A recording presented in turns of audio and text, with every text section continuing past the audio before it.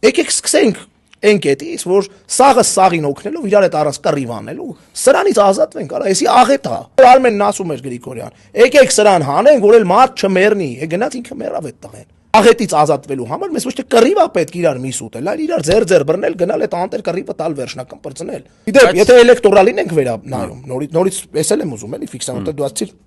այդ հայտարարությունից ընկալում է, որ իրանք էլեկտորալ։ Ժորժ ջան, էլեկտորալ ճանապարհը մեկն է տասնյակ ճանապարհներից։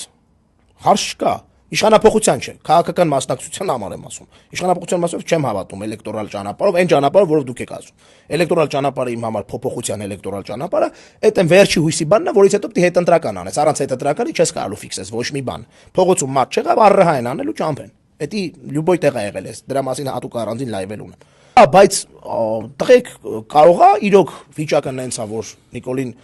ուղարկելու համար այս պահին կան լիքը նպաստավոր պայմաններ։